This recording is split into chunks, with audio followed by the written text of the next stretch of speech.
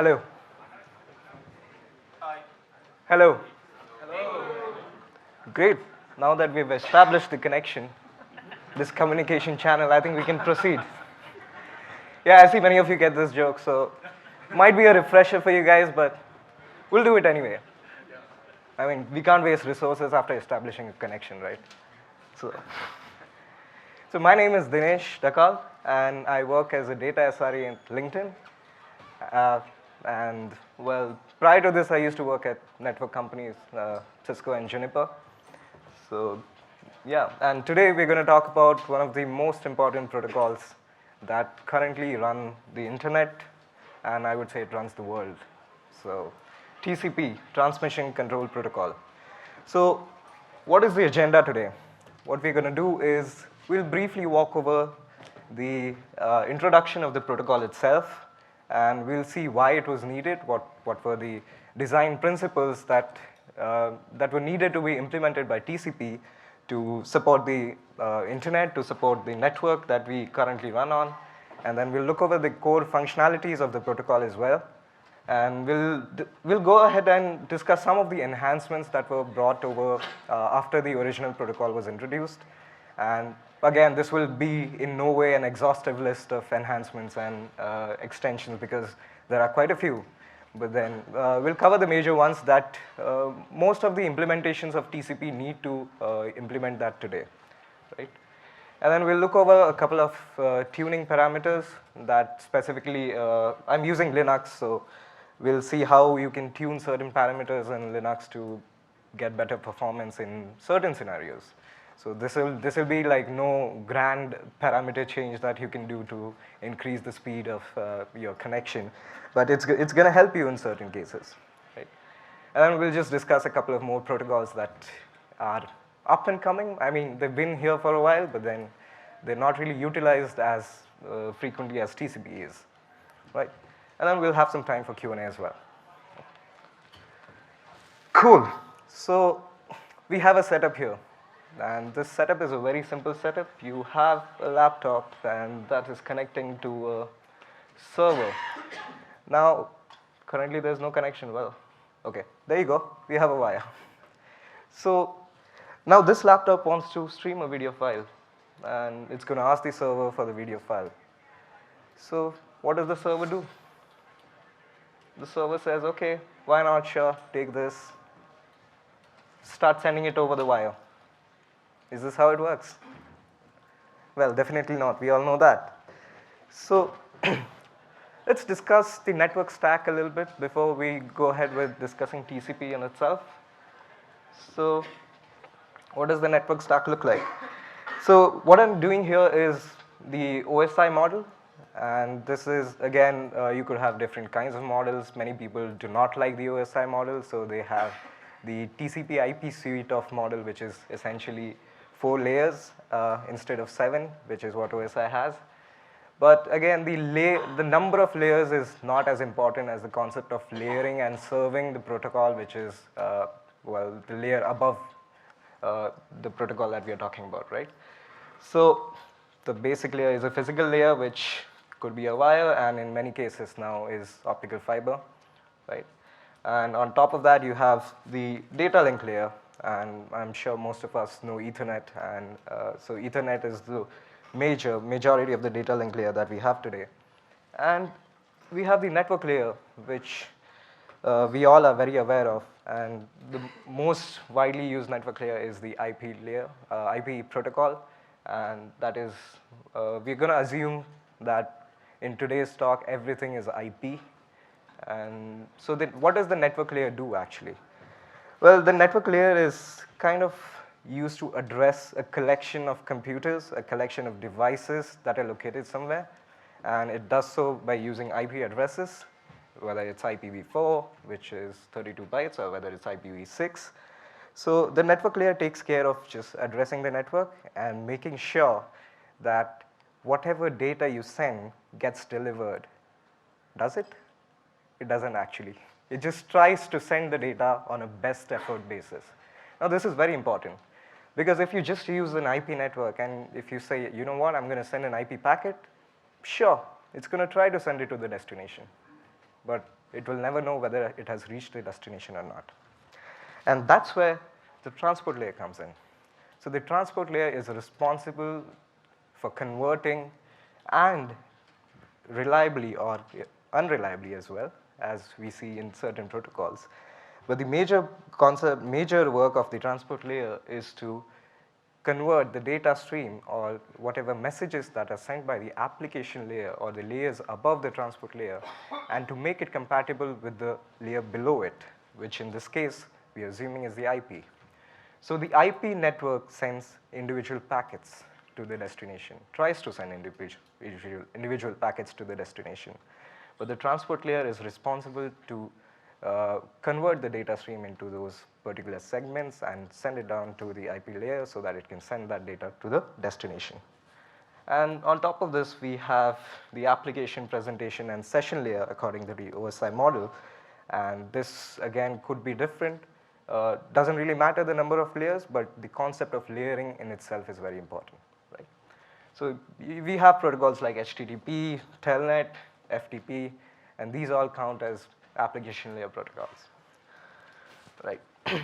So with this, and imagining our earlier scenario of a laptop trying to communicate with a server to get the video file, what are the problems that we face if we just have a wired connection, right?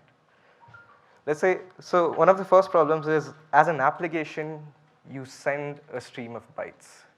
There's a video file of, let's say, 500 MB. So you're just going to stream the bytes of that video file, right? So one of the first requirements that comes out of this problem is you need a way to segment those particular bytes in a very ordered fashion so that you can pass it on to the underlying network layer, because the network layer is just going to try to deliver individual packets. It's not going to send a stream of bytes, right? So you need, our first requirement is to have ordered segmentation. Then the underlying network layer, as I mentioned earlier, it doesn't get any confirmation for delivery of packets. So it is essentially stateless. It doesn't know whether the data you're sending has been received by the receiver or not. So the transport layer, again, needs a way to maintain stateful communication. What I mean by this is it needs to know whether the data that you're sending has been received by the client or not. Well, mostly. The third problem is you have devices that are of different capabilities that are connected to a network. You might have a very high capacity server running, which is able to transfer data at a much faster rate than maybe a Pentium 1 processor based computer, which is trying to connect to that server and stream that data. So what problem does this incur? So, well, the problem here is that your devices of different capabilities still need to be able to support that data transfer. So you need a way to control how much data you're going to ingest or how much data you're going to send to the receiver, right? So you need the ability to control the flow of data. Okay, then we also have another problem. So do we only browse or do we only watch one video on a computer? No, right? So there are always multiple processes that need to connect to multiple different destinations and send and receive data. So we need a way to multiplex different connections together. So that is our next requirement. And the last but not the least is that you cannot control all the variables in the network. And for what does this mean? So if you cannot control everything over the network, there might be losses, there might be delays. So you need a way to recover from those losses and delays. So you need reliability and you need a way to control the amount of data that flows into the network. You need a way to control the congestion in the network. And you also need a way to recover from that congestion, right? So with these requirements, let's see how TCP addresses it. The first one, ordered segmentation. So TCP uses the concept of sequence numbers to essentially order the data that it is going to send, the segments that it's going to send to different destinations. We'll see more about this. So all of these points, all of these requirements or the core concepts, we're going to go over that a little later. So the next requirement is for stateful communication. How TCP addresses is by maintaining connections, right? So connections is nothing but, well, you can define it as a tuple of source and destination IP addresses along with their port numbers. So what are port numbers? Well, port numbers are essentially resources that are used to control, have multiplexing. What that means is different processes are associated with different port numbers so that you can establish a specific individual channel between two processes on two different hosts. And you can have multiple channels, and that is how TCP addresses the problem of multiplexing. Now for flow control, TCP has the concept of a window size, and essentially window sizes are basically receive window size as well as congestion window size. So these two window sizes control the amount of data that flows into the network, and that's how it addresses flow control. The next thing is, well, we already discussed multiplexing. So multiplexing is addressed with port numbers. And then the reliability and congestion control.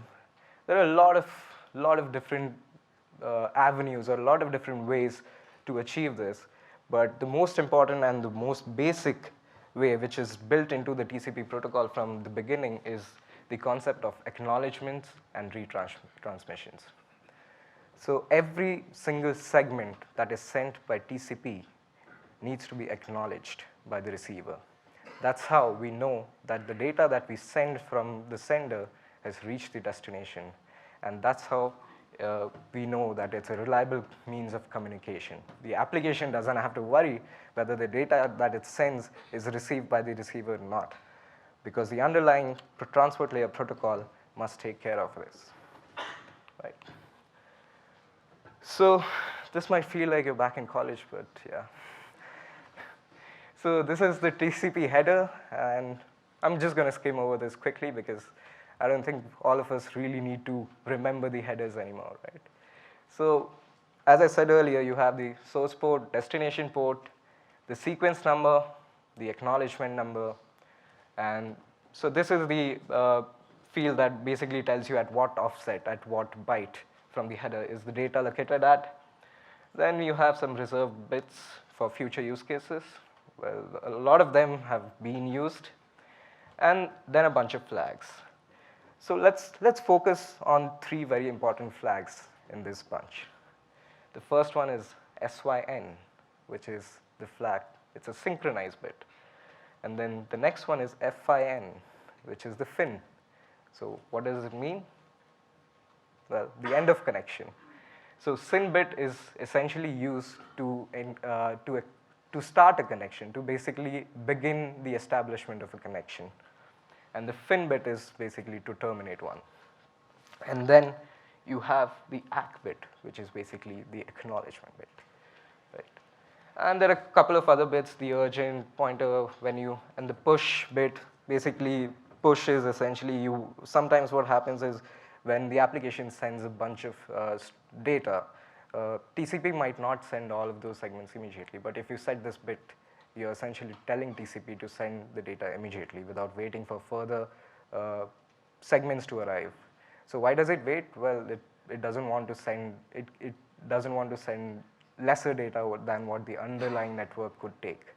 So it is just a measure to ensure efficiency, but if you need the data to be sent immediately, then you can set this push bit. Right. The next thing is the window size. Now this particular field is actually the receiver window size. So what this field tells you is how much data am I, the sender, is able to receive from this particular communication, right? And this is the checksum for the header. And yeah, there are a bunch of options that TCP lets you have. We'll discuss a couple of these options at a later point during the talk. And this options field is actually variable. It can vary from 0 to 20 bytes, and you don't necessarily have to use this. Right? So let's talk about segments. So you have the application sending a stream of bytes, and Now, what does it look on the TCP layer? On the transport layer, you have the source and the destination port.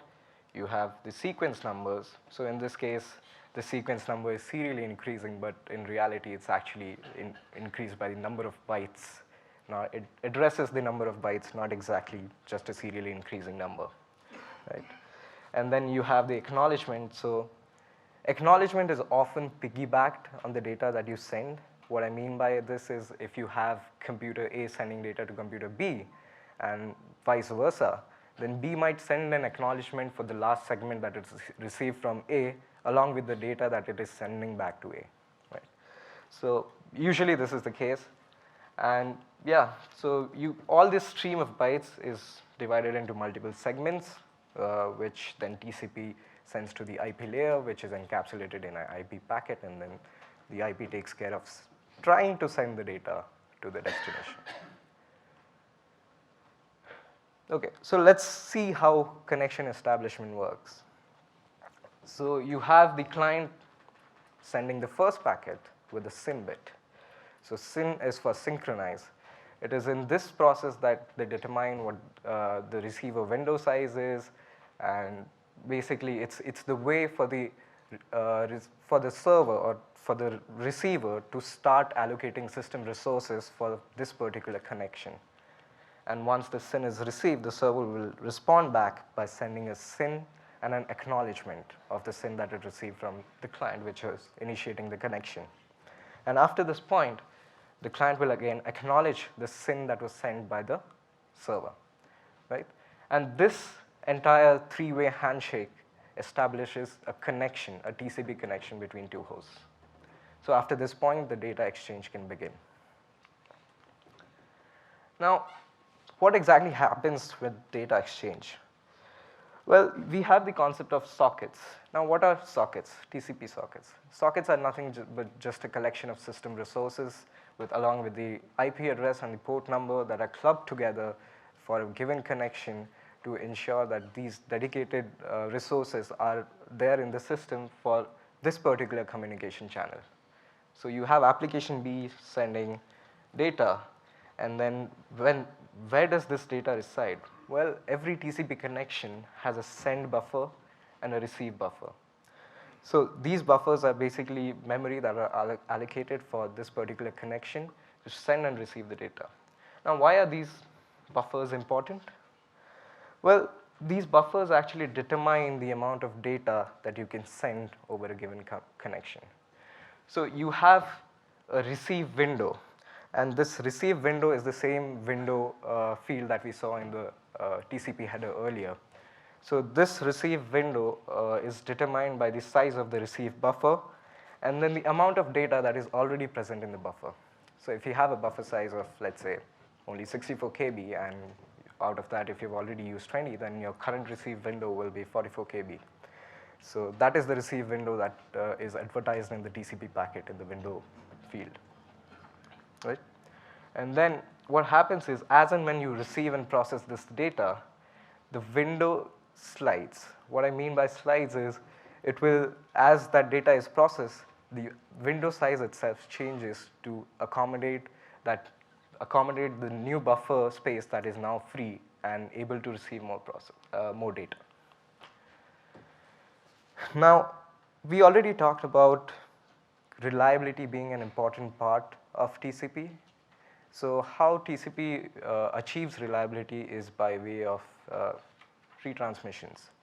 So every TCP packet ideally has to be acknowledged, but what happens if it does not get acknowledged?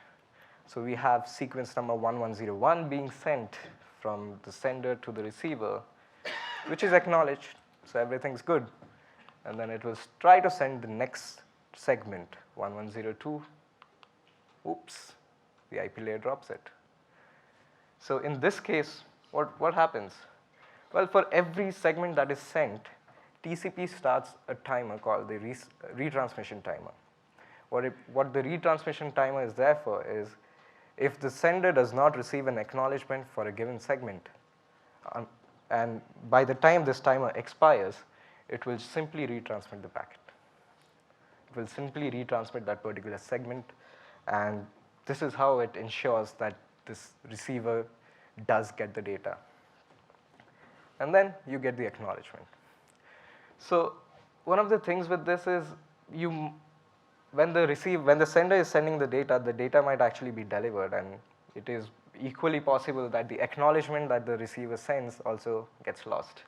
So in that case as well, the sender will again retransmit the packet. Not as efficient, right? Well, there are ways to address it. So let's see what are the enhancements that were added later to make this protocol more efficient or more reliable in certain scenarios. So after you've established a connection and you start transmitting data in that connection, so TCP addresses the idea of congestion or creating congestion by starting slowly. What I mean by this is it will start transmitting data at a slower pace than probably the entire network bandwidth. So let me introduce the concept of a congestion window at this point. So we looked at the receive buffer size, we looked at the receive window, which is the amount of data that the receiver can receive from the connection from that particular sender. But there's also the sender's job to ensure that it doesn't send too much data into the network such that the network gets congested, such that the network is unable to cope up with the amount of data that the receiver is sending. So for that purpose, we have the field of congestion window, which essentially is the amount of data that the sender can send into the network. And this is not exchanged between two hosts, it's just a property on the sender's side. And usually what happens is when you have a TCP connection, when you have established a connection, when you start sending data, you start with a window size of say 1 by default. So what this means is for every round trip time, you will send a maximum of either the congestion window size or the receiver window size. So the amount of data that you can send into the network, into this particular connection, is determined by what is minimum out of congestion window and the receive window. You cannot send more than what the other person can receive. You cannot send more than what you should be sending into the network. You cannot send more than what the channel is capable of taking. So that is the idea behind keeping the minimum out of these two numbers. So if you have a sender with a congestion window of 1, sends one segment, receives an acknowledgement for that, then what happens is for every acknowledgement that the sender receives, the window size increases by 1 into maximum segment size. Now what is maximum segment size? So maximum segment size is nothing but the maximum number of bytes that you can send to the underlying network. So if you have an Ethernet network, if you have IP running over Ethernet, then you could probably send maybe 48 bytes. So that will be your maximum segment size. So that will be the size of the segment that you can send to the IP layer. Right? So now for every acknowledgement that TCP receives, it will increase the congestion window size by 1 segment. So in this case, your congestion window size has increased to 2. And when it receives acknowledgement for both of these, it will again increase the window size by 1 each for each acknowledgement. So your window size increases from 1, 2 to 4. And going forward, if it receives acknowledgement for all 4 of these packets, the window size, congestion window size will increase to 8. Right? Now this is one phase. What happens when you basically reach a point where you've reached the capacity of the network? Well, you can't really determine that very accurately, but a certain avoidance algorithm is good enough so that you don't overburden the network. So how does this work? We have the concept of something called as a slow start threshold. So this is a variable which is the number of bytes that you set, and up until these number of bytes, the window will scale based on the slow start phase algorithm, which means for every acknowledgement, your window size will increase by 1. But after a point, after you reach this slow start threshold, let's say it is 4 right now, 4 into maximum segment size again. After you reach this threshold, for every round trip time, you're just going to increase the window size by a maximum of 1 segment, max MSS, 1 max segment size. That is the max you're going to increase. Why do we do that? Because after that point, you don't want to send more packets to overburden the network and create a loss or create a congestion. Why? Well, if you do create a congestion, what happens is you go back to a window size of 1 and your data transfer rate goes down again because you need to start again from 1 and scale up to the slow start threshold and then again go into congestion avoidance mode. So you're trying to avoid the congestion so that there is no data loss and you don't have to scale back down to a minimum window size, right? So that is the congestion avoidance phase.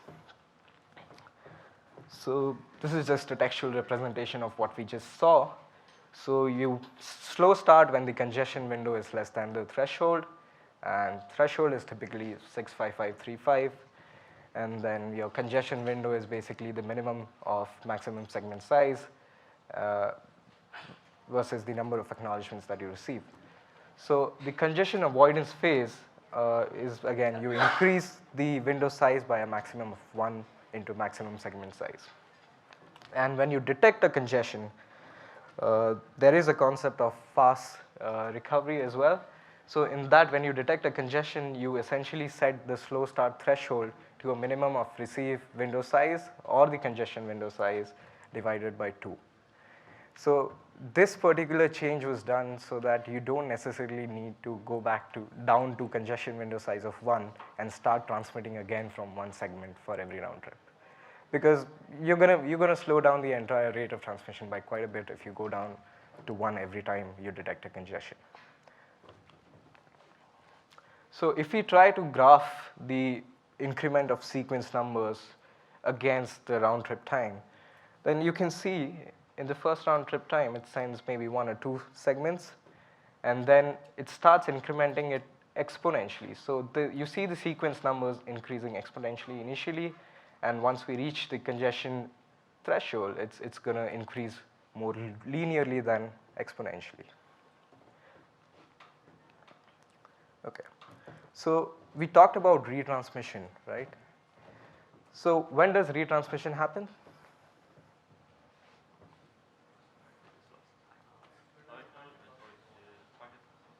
Yeah, packet loss, but when does the sender determine that a packet loss has happened?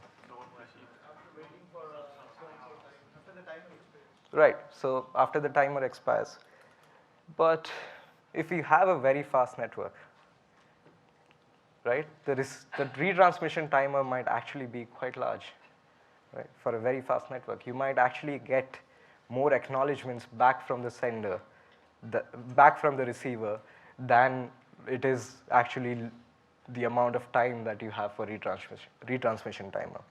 So in this case, before the retransmission timer expires, you could actually get 3 duplicate acknowledgements from the receiver. So what this means is that the receiver is still expecting the segment that you had already sent. So what happens when the receiver receives a segment which is out of order?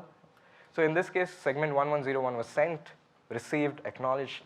Segment 1102 was, well, lost. But segment 1103 and 4, they made it to the receiver. So what does the receiver do? The receiver tells the sender that, you know what, I'm still expecting 1102. Okay, one quick you might be wondering why acknowledgement is 1102 and not 1101. Well, the acknowledgement number is actually the next number, next sequence of byte that it is expecting. So acknowledgement number 1102 is sent again by the receiver, still doesn't receive it, it sends again another one. So now at the sender side, it has already received 3 duplicate acknowledgements for the same sequence number. So what it does is, it knows that the data was lost, it knows that the segment was lost, because otherwise it wouldn't be receiving duplicate acknowledgements from the receiver. So it will immediately transmit that particular segment again. So this is what we mean by fast retransmission. You don't really have to wait till the end of the retransmission timer to retransmit the packet if you get duplicate acknowledgements from the receiver. Cool. So after fast retransmission, there's also fast recovery. Now let's say you have detected a congestion. So what do you do to recover from that congestion? Well, by default, you go back to Windows size of 1 and then start scaling up from there again. But with this, what happens is you artificially inflate the congestion window size, because if you are, and this happens only in the case of receiving duplicate acknowledgements, not when the retransmission timer expires. Because when you receive duplicate acknowledgements thrice, you can assume that the sequence numbers, that the segments that you have sent after that are already out of the network. They're out of the channel. So you have those number of segments available to you in the channel, so that you can increase the congestion window size by 3 into segment size. So why this? So that you can quickly send those segments again without having to wait for congestion window to scale up again.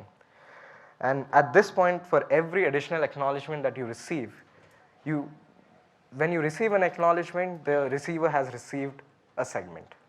Might be a duplicate, might be out of order, but the particular segment is not in the communication channel anymore. So that buffer, that communication channel space is available to the sender. So it will increase the congestion window size by 1 again. And when a new segment is acknowledged, what I mean by this is when it doesn't receive another duplicate acknowledgement and instead receives an acknowledgement for a new segment, you set the congestion window back. You scale it back and set it to slow start threshold. So this is how you recover fast from a congestion detection.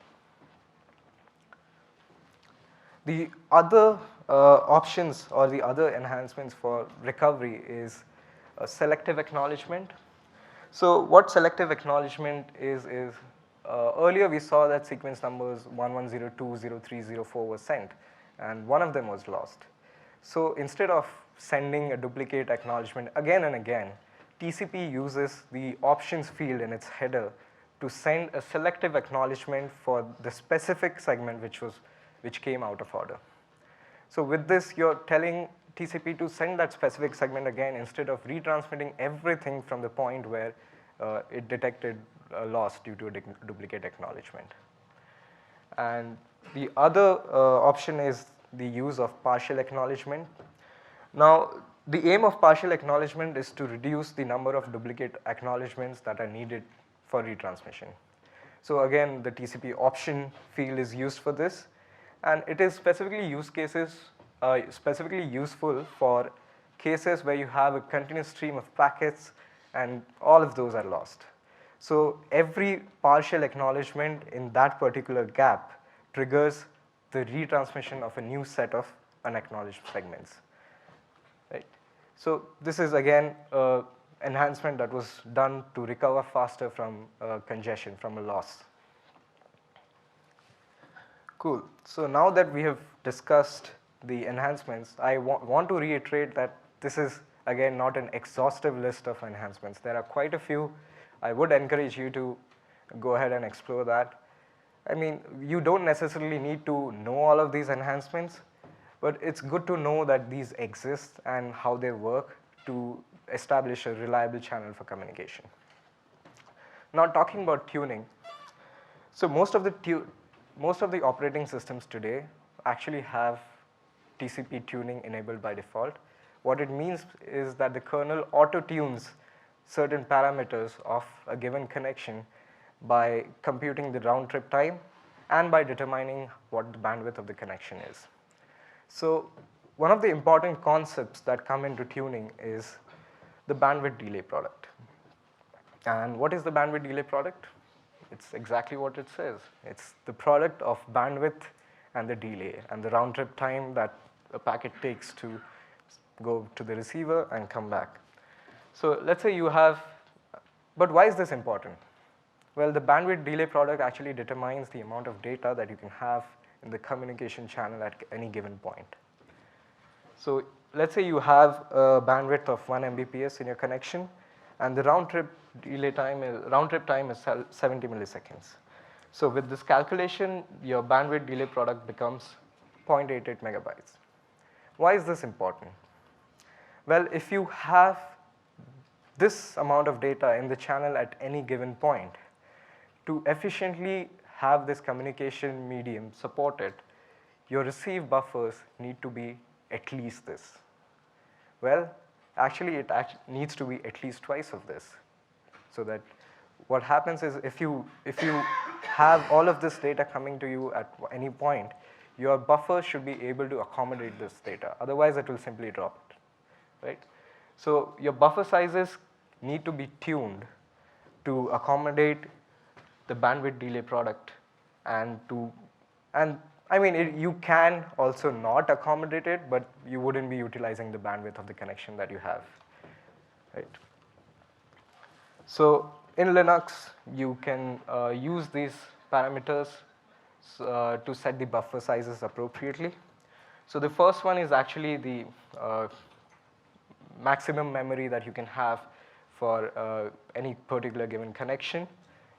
And this is not the default value. The default value varies depending on the operating system, but in Linux it's 64 kilobytes, but you can increase it to any number you like as long as you have the system resources. And the next thing is the receive memory and the send memory. So this particular parameter is actually used by the kernel to auto-tune. What this means is the kernel will end up allocating at least 4096 bytes for every single connection. Even when it's running into a resource crunch, this is the minimum number of buffer size that it will allocate for every single connection. And this is the default buffer size that it will have for every connection. And this is the maximum that it can go up to. And it will tune these values depending on how reliable the connection is, what is the round trip delay time, right? And the same is true for the write buffer as well. And depending on the use cases, you could have a smaller write buffer, you could have a larger write buffer. So if you're a server who is, let's say, responsible to transmit a lot of data to the client, you probably need to have a bigger send window or the bigger write memory, right? So these parameters have to be tuned as per your particular use case.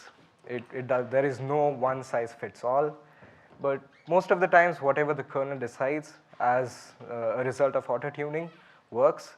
But still I feel that the memory sizes by default are quite small, and in today's network, especially in data centers where you have really fast connections, you could bump up the memory size quite a bit, and you could get more data into the connection, into the TCP connection that you have serving the clients. A couple of more parameters. We earlier spoke about selective acknowledgement. So in Linux today, latest kernel selective acknowledgement is enabled by default, but if it is not, it definitely helps to enable this, because instead of sending duplicate acknowledgements again and again for a series of packets that are lost, you could specifically tell the receiver exactly which segment it needs to retransmit. Another parameter that we haven't yet discussed is window scaling. Now, what is window scaling? If you look at the window size, it's a field with 16 bytes, right? So that is the maximum window size that you can have by default. But with window scaling, what you can do is you can use the options field of TCP to scale the window by 2 to the power n, which is n defines the scale. So if you have 2 as the window scale, then what you're going to end up doing is your total window size is determined by window size that is there in the packet, in the window field of the packet, multiplied by the scale, which is 2 to the power 2, which is 4. So this is especially useful for huge networks with huge bandwidth and low latency, wherein you might want to send more data than just 2 to the power 16 bytes in one particular segment. So this is what window scaling is used for, and it is enabled on most of the operating systems by default. The other thing is the MTU probing. Now, what is MTU? We discussed earlier about the segment size, right? So for Ethernet, you can send up to a max of 1448 bytes of data. So with MTU probing, what you can do is you can tell TCP to start sending data in an incremental fashion in order to determine what is the maximum segment size that it can send and still receive an acknowledgement for. And when is this useful? Have you guys heard of jumbo Ethernet frames? Yeah. So a lot of cloud providers today actually have jumbo Ethernet frames enabled, wherein you could send up to 9,000 bytes of data in one single Ethernet frame. So in such scenarios, in order to determine where your entire network from sender to receiver can support that segment size, if you enable MTU probing, your segment size will actually increase and you send more data in each segment. And this enables you to have faster data transfers. So I actually want to discuss a couple of use cases that we within LinkedIn have implemented to increase the performance that we see at our edge providers, actually our POPs, points of presence. So we have this LinkedIn users connecting to a load balancer, and then at this point, they can be redirected to different POPs, and from these POPs, we connect to our web servers that is hosted in the LinkedIn data center. So what we did was, we tested different congestion algorithms on our POPs, and this was specifically done for different regions, but we saw improvements in very specific regions. What were these regions? Well, the first experiment that we did actually was within our network itself, where we changed the initial congestion window. So what I mean by initial congestion window is, earlier we discussed that for when the data transmission starts, you start with a congestion window size of 1, right? But this is a changeable parameter. You could ask TCP to not start with only one segment and instead start with a higher number of segments. So because if you have a really high bandwidth network, which is also reliable, you can send more than one segment in the initial phase itself. So we experimented with a window size of, initial window size of 10, 20, 30, 40, 50, and 60. And what we saw was in our build systems, we actually saw a performance increase of 6% with a window size of 60, initial window size of 60. And we see that this can vary quite a bit because as I said earlier, you can't really control all the variables. But overall, we did see an increase in performance consistently by increasing the initial congestion window size. So we saw up to 6%, but the average seems to be around 3 to 4. Right? And getting that performance, even if it is 3 to 4%, getting that performance improvement just by changing one parameter is a big deal. Now going back to our setup with the congestion control algorithms, these are the various algorithms that we tested out. TCP Header being built for networks with long round-trip delay times. So this particular algorithm could be quite useful in cases where your delays or your round-trip times are actually higher. Now this has nothing to do with bandwidth, it's just actually the round-trip delay time where this particular algorithm excels. And then you have TCP Scalable, which is built for high-performance, high-speed networks. And it could be useful in those cases as well. And then you have a couple of more algorithms, which is built to be fair, efficient, and prevent losses.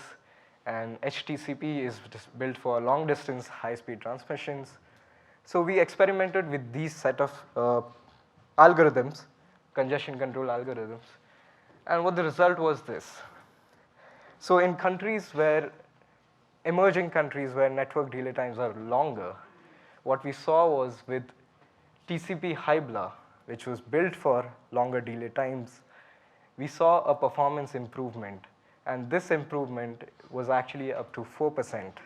So this is the content download time from LinkedIn's POP servers to the end user. And we saw an improvement of up to 4%. And in this case, lower is better, by the way. So, and similarly, in China, we didn't see a lot of improvement for desktop users, which is what this graph is showing. But for mobile page load times, we did see quite a bit of improvement with, again, TCP Header. So what I'm trying to get at is you can use various algorithms which are specific to your particular use case to get up to maybe, in this case, the performance improvement was actually 6%.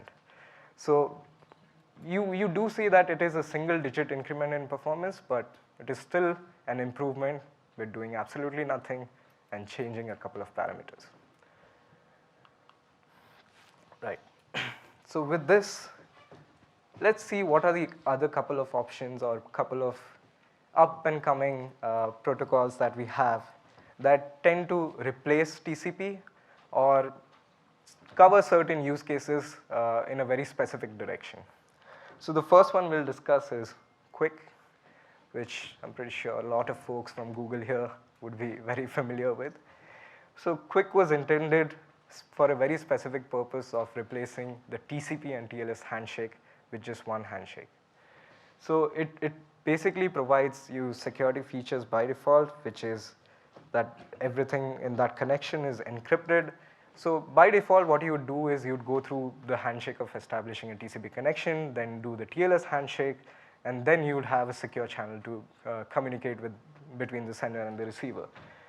But in this case, there's only one handshake that QUIC does, and it takes care of establishing even multiple connections over UDP. And when is this important? So if you have a web page which has to serve, let's say, a CSS, HTML, and different pages, so you could have different streams of data that are going over like the same TCP connection. So if you lose any one of these segments, further data transfer is stalled.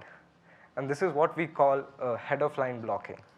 But if you have all of these different components of a web page going over different UDP streams, which is established by QUIC, you could avoid the head-of-line blocking. So even if like one component of your web page, one image doesn't load, you could still load the rest of the web page, right? So this is one of the improvements that QUIC brought in. And again, this was for a very specific use cases. And since then, IETF has adopted QUIC and is trying to create iQUIC, which is supposed to be the standard implementation of QUIC. And then the other option that we see nowadays is SCTP.